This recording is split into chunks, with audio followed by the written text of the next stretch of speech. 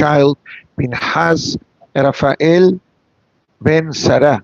May HaKadosh Baruch Hu give him refuah shelema, as well as chizuk to his father and to the siblings that survived the unfortunate tragic accident of in Brooklyn this past Shabbat, and may the family get a nechama from HaKadosh Baruch Hu. Amen. As we are rapidly approaching the celebration of Pesach, I was asked to review perhaps the step-by-step how to do, what to do, especially that this year it's a very interesting Pesach. Basically, Pesach happens to fall on a Mosa'eh Shabbat. We are ready to welcome a 3-day holiday, but there is a lot of interesting details which may sound a bit more complicated than what they really are, but as long as we are awareness and we do the proper due diligence and homework in advance, we should be able to welcome the holiday in a most joyous way. On the other hand, the fact that we have Shabbat right before the holiday, that means that all prepping must be done by before Shabbat. That means that we're going to be able to relax a bit on Shabbat afternoon and being able to rest up a bit and be ready for the Seder of Pesach, something that usually does not happen. Usually, we are in an adrenaline rush Ereb Pesach, and we are happy that we made it on time for the synagogue. But this year, we have this particular advantage. Always we need to look for the positive, even on the face of adversity and challenges. So I'm going to go basically some of the step-by-step. Some of these things that I'm going to say now are already written in the guide of the holiday, which was sent via email to the Kahal, is available on the website, and for those members that are registered should be getting to their home any day now. But I'll start from Thursday. Thursday morning will be the Ta'anit Bechorot / Siyum. Usually, the Siyum Masechet takes place Ereb Pesach. This year, Ereb Pesach is on Shabbat. On Shabbat, we cannot fast unless it's Kippur. So that's out of the question. The next possibility will be Friday morning, because Friday morning is the closest day to Shabbat. But on Friday, we cannot fast unless it's the fast day of Asara B'Tevet, the way it happened this past year. Bottom line, so the next possibility is Thursday, which now comes the big question. Because it's Thursday and has been postponed twice, do we still have the topic and the issue of Siyum Masechet or a fast day? Based on various halachic sources, this is the most lenient Ta'anit Bechorot. Our synagogue, like the rest of the synagogues worldwide, I can imagine, they will have a Siyum after each minyan. So I really don't know anyone that fasts on Ereb Pesach, even in a regular year. Why? Because we are pre-programmed from birth. Ereb Pesach comes, come to the synagogue, take a bit of the wine, right? Eat some of the Pesach cakes or cookies, and this way you're off the hook. So this year will not be different. We're going to have the Siyum Masechet after each minyan, so everybody is able to come, and this way we do not need to fast. That, as far as concerned, the topic of Bechorot. Next topic, and I'm going to move the class on a chronological level, which one thing I did not say, that before Thursday, before next Thursday, not tomorrow, next Thursday, we have Shabbat. This Shabbat coming up is when the synagogues do the derasha of Shabbat HaGadol, because the whole idea of the longer than usual speech that the rabbi gives is on the Shabbat before Pesach, to be able to prepare for the holiday. If we wait till next Shabbat, when an hour later will be Pesach, what type of preparation you can have? You cannot buy the Pesach products, you cannot kasherize your kitchen, you cannot get rid of the hametz because everything should have been done. So short answer, the derasha of Shabbat HaGadol and the questions and answer sessions will take place this Shabbat, which, as you heard me in the earlier days of this week, Be'ezat Hashem, we are going to be welcoming Rabbi Chaim Arking, the head administrator of the JSOR, which is, I have the magazine next to me, magnificent work that they did. I keep it handy just in case any interesting question comes over. So I walk around with it. So the rabbi and I will be dealing with the questions and answers, and the rabbi will give a beautiful speech. So we encourage all the local crowd that is walking distance to the synagogue to come this Shabbat, because it will be Shabbat Agadol de Rasha number 1. The following Shabbat, we do Shabbat Agadol de Rasha round 2, but that class, it will be more geared towards the Seder of Pesach. How to do it, the shiurim, the timing, deeper meanings of the Haggadah. So, Be'ezat Hashem, we have a beautiful program lined up for the Kahal Kadosh. So, we spoke about this Shabbat, the Rosh Shabbat Hagadol. We spoke about Sion Bechorot. Let's go on now. Thursday night. The Mishnah in Masechet Pesachim says, Or le'arba'a asar, bodkim et hames le'or haner. The night of the 14th of Nisan, we search the Hames. Now, if Pesach begins on Mosai Shabbat, that means Mosai Shabbat is the 15th. So when is the 14th of Nisan? Friday night. You cannot do check of the Hames for Friday night because you need a luck candle or you need a flashlight, etc. So what's the next possibility? Thursday night. So this year, we're going to do the search of the Hames on Thursday night. You put away, correct, after sundown. The schedule tells you the earliest that this mitzvah can be done. We put away the 10 pieces of bread the way we usually do every year. We say the beracha and we say the kal hamira, done usually connected to the searching of the Hames. Obviously, by then, our homes should be completely ready, or 89% for Pesach. But remember, we still need to eat bread Shabbat night and Shabbat day. So the Lacha continues, and it says, there is a concept that our Hachamim established, and the statement goes as follows, Kede shelo shetishakach Torah mi Israel. There is a statement that Hachamim made by stating, we're doing this so the tradition, so to speak, will not be forgotten. Usually, every year, the day of Pesach, we burn the Hames. But this year, the day of Pesach, before Pesach, is when? Shabbat. So you cannot burn the Hames on Shabbat. But then what do I do with the tradition of burning the Hames? The Lacha says, you burn the Hames Friday morning, with one exception, that we do not say the Kal Hamira, that we usually relinquish our rights and our ownership of any Hames. Why not? Because we are going to be eating Hames Shabbat night dinner and Shabbat early breakfast / lunch.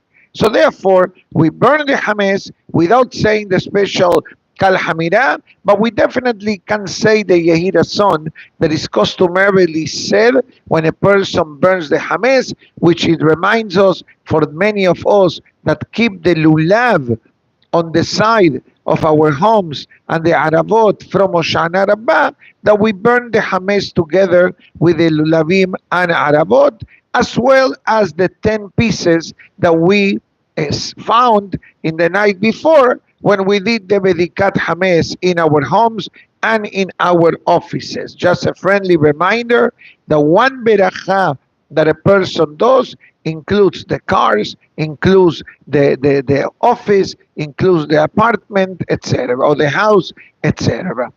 Then comes the selling of the Hames. Hopefully by then, between today and next Friday morning, we need to fill up the form of the Hames. You have forms outside on the round table, and fill them up, bring them to the office or give it to me. Or if you like to move on to the digital era that many are doing, there is an online form on the website of our synagogue, as well sent in the email send to the Kahal this past Sunday with every imaginable link that you may need for the proper holiday celebration of Pesach. So fill up the form. In the event that someone is going to be spending Pesach in Europe or in Israel, you need to let me know, because the sale takes effect after the holiday or the Shabbat began in that part of the world. So make sure to put on the form, I'm going to be Pesach in Israel, I'm going to be Pesach in Europe. The reason why we use Europe and Israel as an example, it sometimes could be Hawaii. If you go to Hawaii, it's also 6, 7, 8 hours, different time zones. You go to Ukraine, which I'm not sure if anybody is going to the Ukraine today because it's a whole balagan in that part of the world. But there are people who venture out and go. So you need to let us know, because we need to conduct a separate cell a day before than the rest of us who are in this part of the hemisphere. We sell it in the Bedin Friday morning, but in advance, don't wait till Friday morning. Do it the earlier the better. You can do it today, and anyways, the sale will not become effective until the moment that we put in the calendar by the Goy, by the Gentile who buys the Hametz. But also, this particular year, we add a clause on the contract, and the clause is that the Hametz that every one of us will be consuming Shabbat night and Shabbat day is not included on the selling of the Hametz, but everything else, it's included. So we took care of selling of the Hametz, burning of the Hametz, searching for the Hametz, Siyum Bechorot. Next comes Shabbat. Shabbat prayers, regular Shabbat prayers. But this is where the halacha becomes basically very active. Number one, on Shabbat, we need to have se'udot with bread. Even though our homes is kasher lePesach, the bread still is active, because when the prohibition of eating bread actually starts, Shabbat morning around 10:45 Miami time. New York, New Jersey could be different times, so I don't know the times there, probably earlier, but in Miami 10:45 is the latest. Now, how do I do with the bread on Shabbat? So the halacha is very clear. The best suggestion of bread for Shabbat, not this Shabbat, but the following Shabbat, will be pita bread. Why pita bread? Because pita bread doesn't make crumbs. Any other bread, chali, whatever it may be, it does make crumbs. Also, the halacha writes, Hacham einav berosho.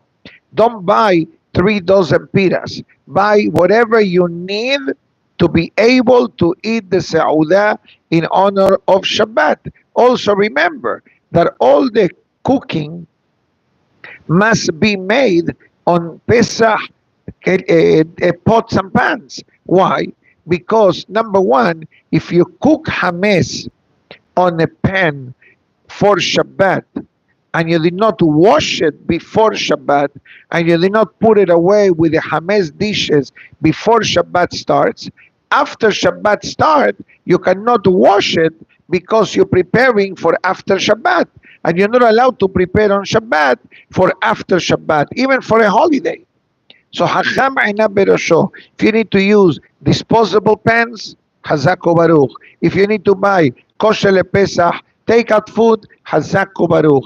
It's a very peculiar Shabbat that may not be the easiest as any other Shabbat of the year, but this is part of the year and part of our life where we need to put all of our incenses and do the best thing possible. The halacha also writes, make sure that there is no left residues of bread on the floor, etc. If you need to sweep the floor, dry sweeping, obviously very gentle, in order to pick up the crumbs of the Hametz, you're allowed to do them on Shabbat without any problem, especially that our floors are not floors of dirt like it used to be, that there will be some type of benefit. Most people have wood, marble, ceramic, this type of pergo, this type of flooring, that it makes the cleaning very easy and very swift. Additionally, Shabbat morning, the halacha writes that every minyan on this particular Shabbat Ereb Pesach should be earlier than usual, and the tefillot should not be excessively long, and the aliyot should be limited to what the halacha requires. What does it mean?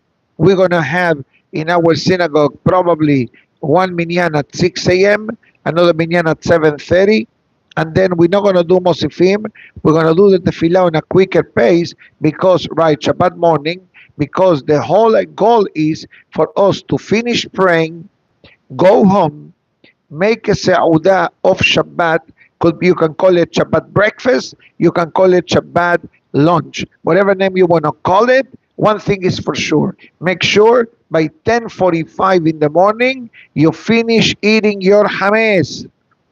Halas, you finish eating your hametz. Hopefully, if you measure the amount of bread needed, most likely you should not have any leftover bread. But in the event that you do have leftover bread, the halacha says, break the bread into small pieces, literally, so there will be less than an ounce, because to dispose of bread that has 1 ounce of bigger is not good for the person.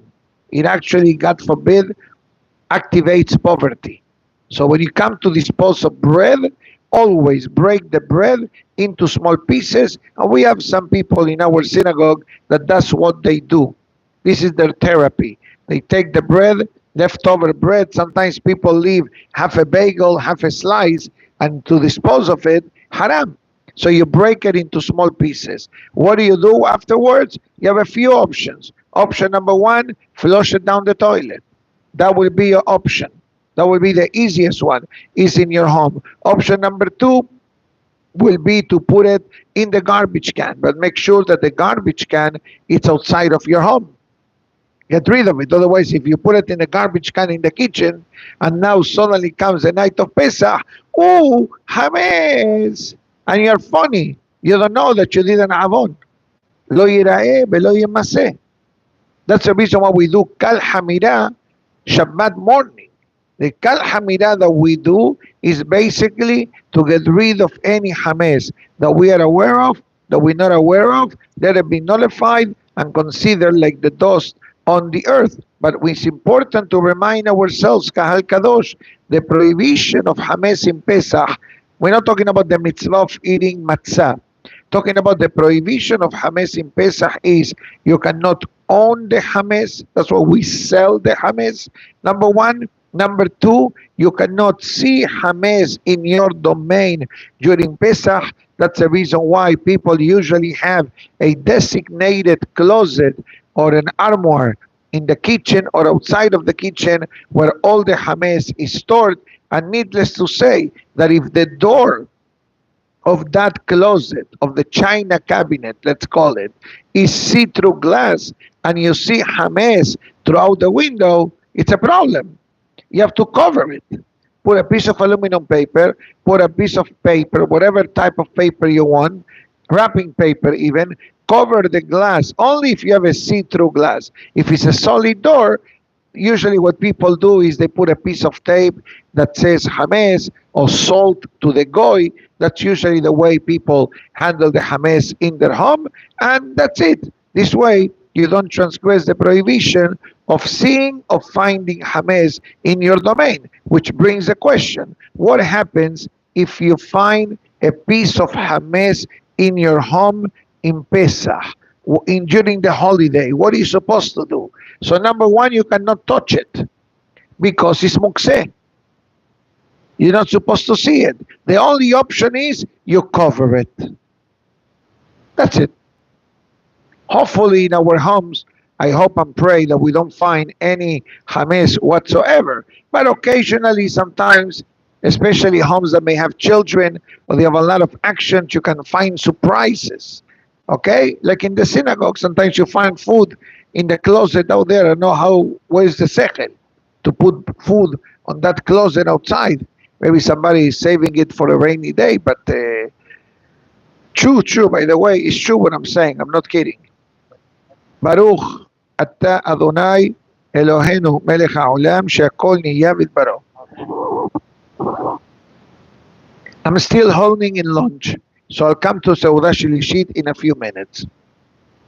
So, we came from the synagogue, we make kiddush, we make kamotzi, we make birkat hamazon, dispose of the bread, break it into small pieces, wrap it in a tissue, flush it down the toilet, come out of the bathroom, rinse your hands, and then you say kal hamira. The halacha allows to use a toothpick on Shabbat, providing there will not be any bleeding, and the halacha also brings reliable sources to brushing of the teeth or rinse your mouth. The idea is to remove as much as we can of any hametz residue that may be in our mouth. It's imperative to say this because you finish eating, now you have hametz in your mouth. So the halacha says, wash your hands, rinse your mouth, shake your garments, and then chilled. Relax. Some people may eat only bread early morning, and then a bit later they have a Sauda of Shabbat without bread, and you cannot eat matzah neither. But it will be a Pesach-friendly meal. Now, then we do mincha. In our synagogue, we do twice mincha. Mincha gedolah and regular mincha.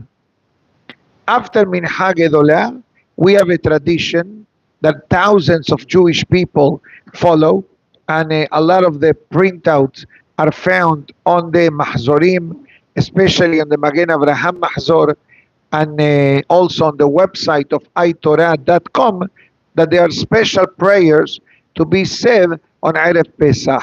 One is the Seder of the Korban Pesach, because we must remind ourselves, how was Pesach during the time of the Bet HaMikdash? Short answer, by 1 o'clock, 1:30, people were in the Bet HaMikdash already lined up from earlier to come and to do the Pesach offering. After the Pesach offering finish, they will take the animal, obviously after the Shechitah, and will do the Seder, will prepare for the Seder at night. That's when they eat Pesach, Matzah, Umaror. And the Seder of Korban Pesach describes in a very beautiful manner how was the procedure, what was going on in the Bet HaMikdash while the Korban Pesach offering was taking place. And remember, there wasn't one offering. Every person that came to the Bet HaMikdash brought one Korban Pesach for himself, for his family, plus all the guests that were eating Pesach Seder in the person's home. That's what the Mishnah writes in the early prayers in Ezeu Mekoman. HaPesach eno ne'echal ela balayla. The Pesach offering is not eaten only at night before midnight. Eno ne'echal ela adchasot, I just said midnight. Eno ne'echal ela sali. It needs to be roasted. That means barbecued without liquid. That's why you're not allowed, according to many opinions, to eat roasted lamb in the night of Pesach, because it may appear that you are eating the Pesach sacrifice outside of the Bet HaMikdash. That's a biblical prohibition. And a secondary opinion says that this restriction of barbecue meat is not limited only to lamb, but any other meat.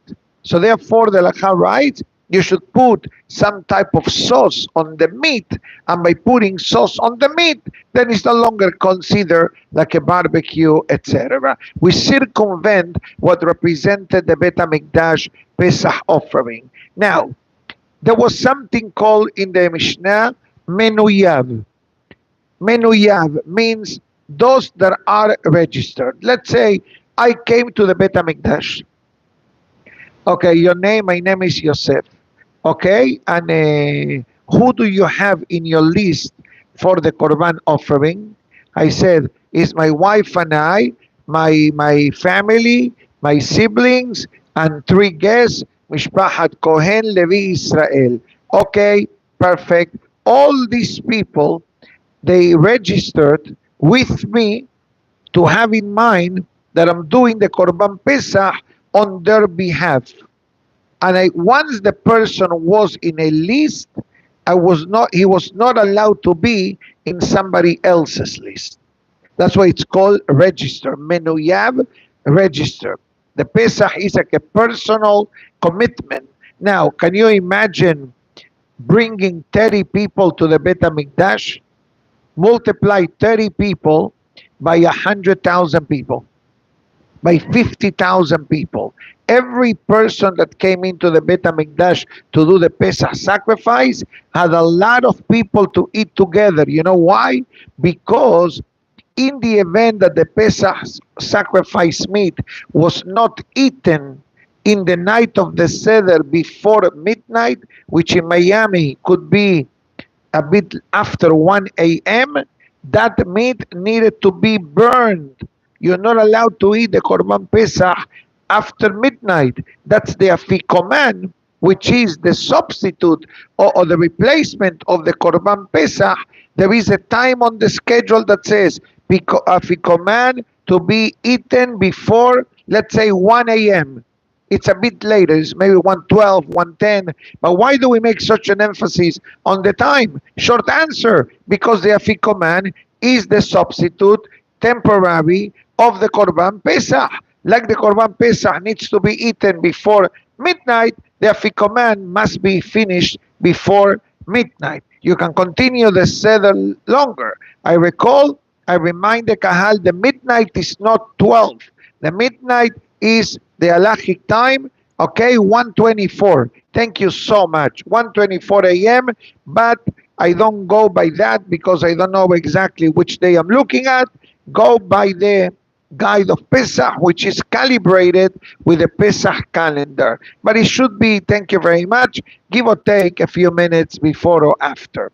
Now, so in the Bet HaMikdash only came the representatives of everybody registered. So imagine yourself how much a lamb weighs. Gross weight. How many? I think it's a bit less. But let's say 80 pounds. That's gross weight. How much is net weight? After you remove the bones, the tail, the rear part that we don't eat, the head, the skin, okay, the hide. Let's say I have a net 20 pounds net. So now, how many ounces come in a 20 pound? Each pound is 16 ounces. 10 pounds, 160 ounces. 20 pounds is 320 ounces. So you basically needed to have, each person will eat, let's say, maybe 3 ounces, 4 ounces. How much you eat for a ribeye steak? 16. Okay, you get the tomahawk. I know tomahawk is 32, right? I don't think you're going to have a tomahawk steak of the Korban Pesach.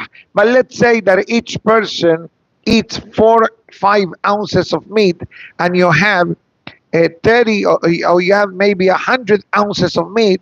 That means that 20 people will eat from the same Korban Pesach. So your Seder table had 20 people. It wasn't husband. No, who are you doing Pesach with? My wife and I. No, there was no such a thing. Because the goal was not to burn the Korban Pesach. The goal was to consume the Korban Pesach. So this is how Pesach was celebrated. So imagine yourself, if, let's throw in a number, which I'm not afraid of saying it, 100,000 people came to slaughter the Korban Pesach in the Bet HaMikdash. You may say, how is it possible? Do not worry. The Bet HaMikdash had constant nisim beniflaot. There were constant miracles that happened. They used to set up on the floor of the Azara these rings in order to slaughter the Korban Pesach. So they may be doing 50, 30, 40 slaughters at the same time. So what they used to do, they used to have a system, and we're going to learn this in the afternoon of Pesach, a system of drainage and water irrigation. They used to remove the corks, and water used to flow into the ground of the Bet HaMikdash in the Azara to wash away all the blood that came from thousands of offerings that were done. What was going on in the meantime? In the meantime, they used to have the musicians, the Levi'im. The Levi'im used to sing the Hallel. Hallel, complete Hallel. How many times? 2.5 times. They do one full circle of the Hallel. They saw people still were slaughtering, another full circle of the Hallel, and they saw there were more people waiting to come in. They did another, but usually 2.5 times. And then when everybody finished, yes, okay, leave, clean, next group. Immediately. And guess what? Everybody ran home because you need to be ready for the Seder of Pesach. That's the reason why Hametz needs to be disposed and out by the 6th hour, because the mitzvah of Pesach, the mitzvah of eating matzah began at night. But the mitzvah of the Korban Pesach, when did it begin? By Hasot, by midday.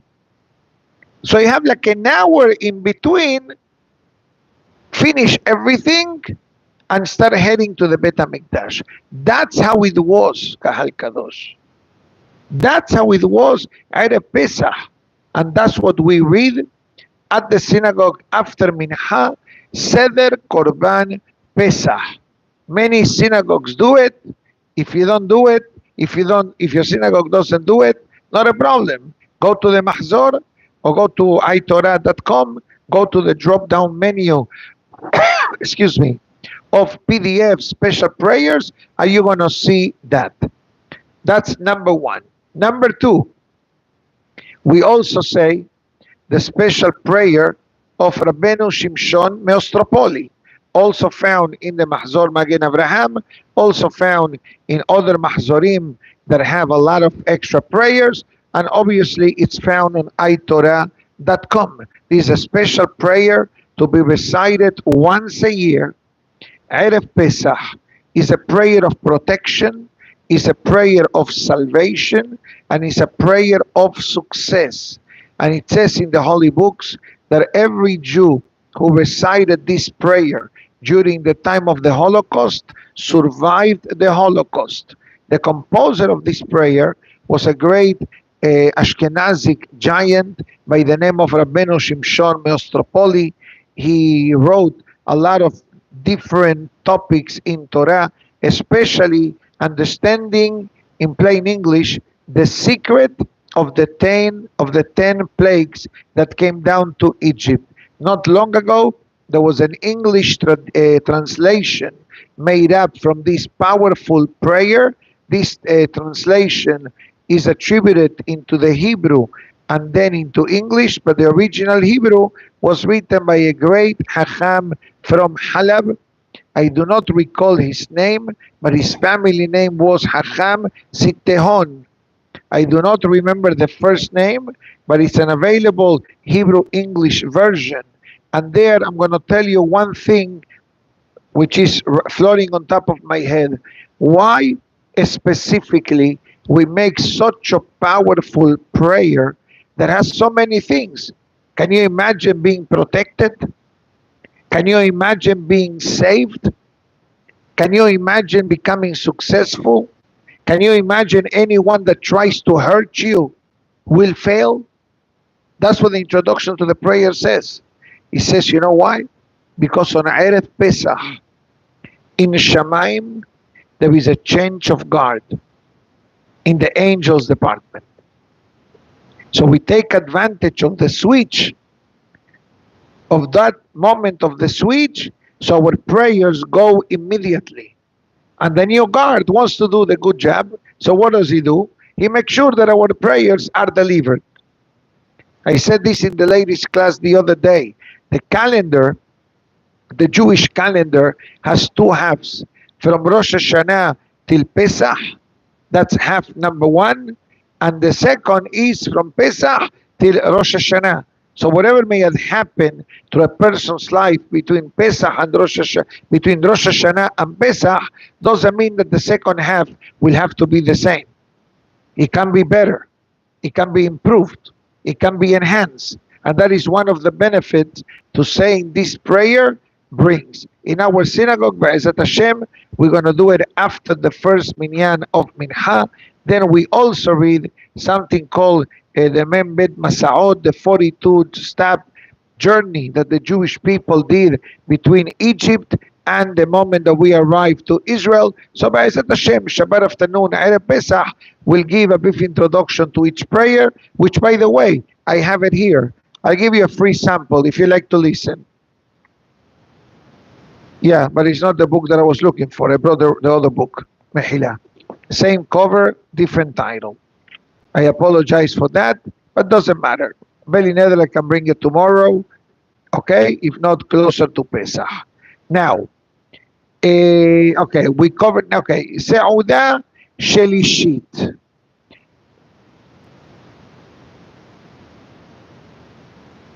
There are two ways of understanding Seudah Shelishit. One way is Seudah Shelishit, the third meal. Usually, when do we do it? After Mincha. And usually Seudah Shelishit contains bread. So we can say Birkat Hamazon, and we can earn a few extra berachot to have 100 berachot in honor of Shabbat. But this year is a problem, because after 10:45 in the morning, we cannot eat bread.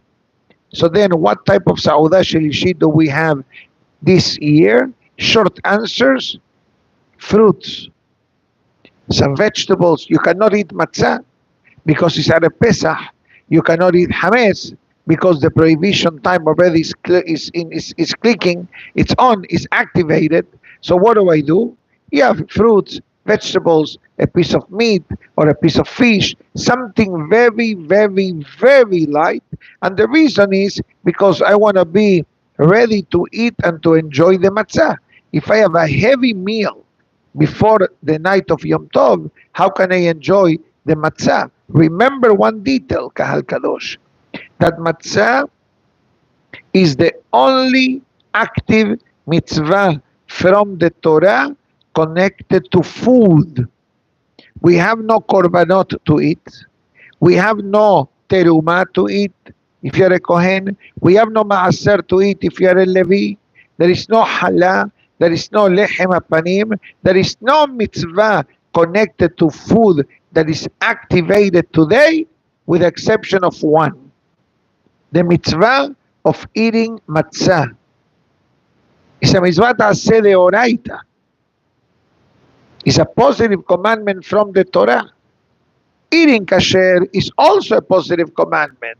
But you can eat kasher, and we can eat different food, and we all are eating kasher.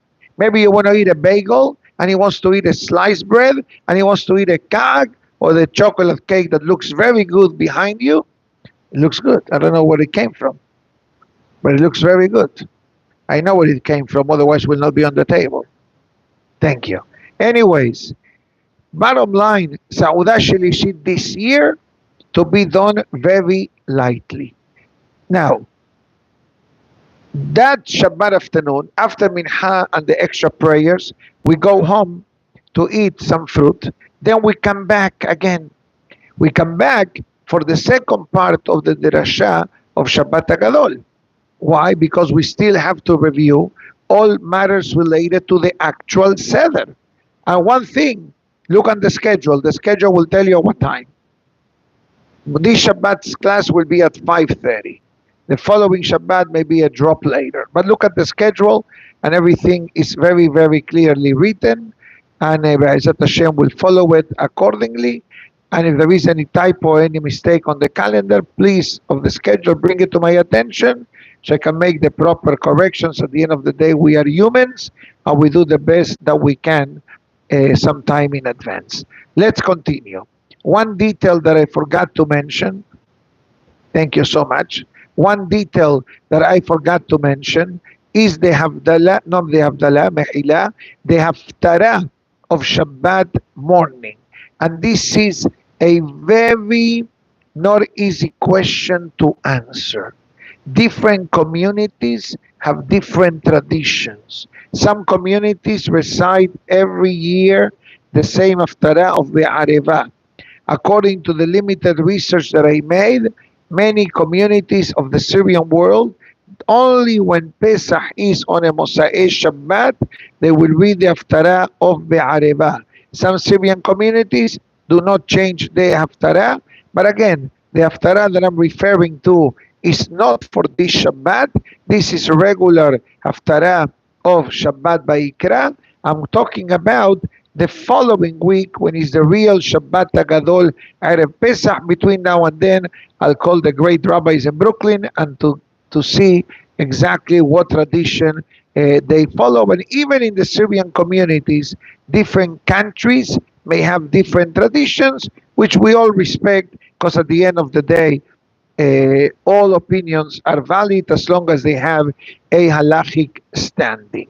Now, I believe that this covers the majority, I like to say, of the basic and fundamental halachot of Shabbat Ereb Pesach. And this way, we plan ourselves how to plan the Shabbat coming of Ereb Pesach. Some people may use disposable.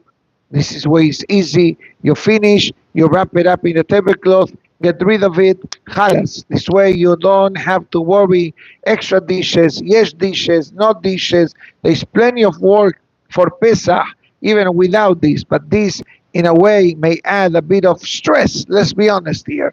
People clean the house, and suddenly after the house is clean, what are we going to eat now? Bread. There's no way to escape. בסדר? No, the beracha of the Shabbat bread should be done in complete bread the way it was in the Bet HaMikdash. After you said the beracha, that's when you cut the bread to give out. One thing on the topic of bread is some people have a custom of throwing the bread. First of all, it's not an ideal custom to do, by the way. Okay? I know the source why it was done, but if you follow the halakha, he doesn't seem to be happy with that. But I'm not telling you to change. I'm telling you what's written. But you need to be careful, because if you throw the bread like this and suddenly crumbs are flying all over, you're setting yourself for failure. So Hacham Eina Berosho. Think before you do it properly, do it respectfully, and everything else. Thank you. Yes, you can eat outside in the balcony. So Hasod is 121. 121 is the midnight for the afikoman to be eaten. Latest time to eat hametz is clear, dispose no later, Sauda Shelishit at home. Okay, the Rosh Shabbat Gadol, nice, nice. The schedule looks very good. I know I did it. Hashem, he gave me the orders and I was writing. No, team effort, team effort. Nice, nice, magnificent. Thank you. Thank you. Okay, anyways, for everybody's convenience, the website of the synagogue has schedule, guide, hametz form, paper format, online version, JSOR magazine, Sefirat HaOmer chart, because Omer is coming. All right, so everything is available online and is also sent via email and via WhatsApp for those that are registered, and also mailed to their homes for those that are registered members. So Ba'ezat Hashem, Hashem should help us that we'll have the zechut of really preparing in advance for the holiday and welcoming the holiday the way salutation of Pesach is, how do you say the salutation of Pesach?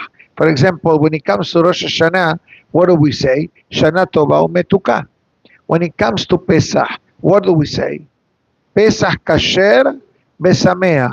We combine. Let it be a kosher Pesach and a happy Pesach. Why do I need to add happiness? Because sometimes people concentrate so much on the kashrut, but they forget to be happy. And that worrying so much about the kashrut, to some people may add stress, tension, anxiety, and instead of deriving the benefit of the beracha that Pesach brings, what does it bring? Worries and concerns. That's what we say, Vesameach, be happy. So the beracha really goes in a beautiful manner that flows into the life of the person.